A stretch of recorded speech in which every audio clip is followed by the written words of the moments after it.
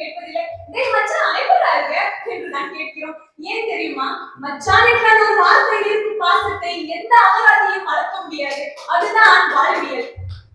இன்று குழந்தைகள் ஆங்கிலம் கற்றுக்கொள்கிறார்கள், அது தவறில்லை.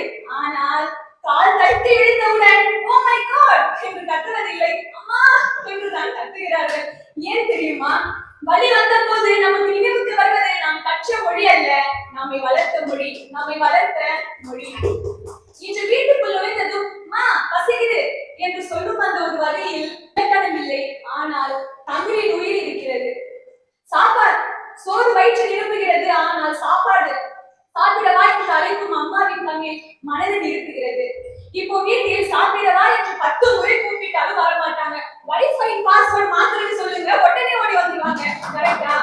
வைஃபை மாறலாம், கைபேசி மாறலாம், என் காலம் கூட மாறலாம், ஆனால் அம்மா அம்மா என்று அழைக்கும் அந்த மொழி அது என்று மாறக்கூடாது, அது என்று மாறக்கூடாதுங்க.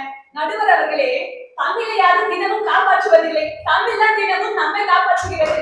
சந்தோஷம் வந்தால் தமிழ் தான் சிரிக்கிறோம், கோபம் வந்தால் தமிழில் தான் பேசுகிறோம், கஷ்டம் வந்தால் தமிழில் தான் அழுகிறோம், ஏன் வலி வந்தால் என்று தமிழ் தான் கதறுகிறோம். அப்படி இருக்க தமிழ் வெறும் புத்தகத்தில் மட்டும்தான் வாழ்கிறது என்று எப்படி சொல்வது? அது நம் வாழ்க்கையில் தான் வாழ்கிறது.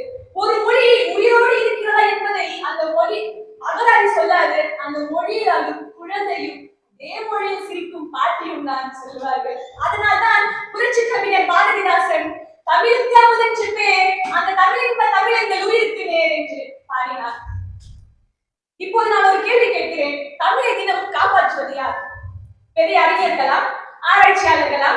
இல்லை, கண்ணே என்று பேரனை அன்புடன் அளிக்கும் பாட்டி, ஒரு வாய் சாப்பிடு என்று கொஞ்சம் அம்மா, எங்கே போகணும் தம்பி என்று வழி சொல்லும் சாதாரண மனிதர்.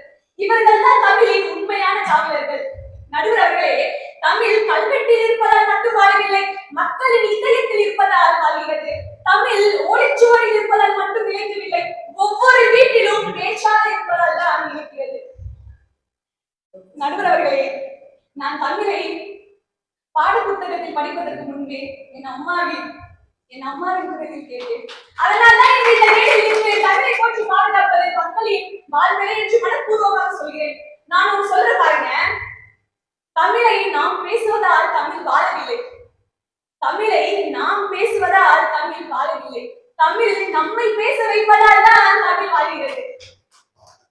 எனவே தமிழை போற்றி பாதுகாப்பது அறிஞர்களின் கடமைகள் அல்ல, மக்களின் வாழ்க்கையை என்று கூறி நல்லதொரு தீர்ப்பை எங்கள் அணிக்கு தருமாறு காலமும் சுருக்கம் தடுக்க பெருக்க நான் பேசினால் ஏற்படும் கிடைக்கிறது.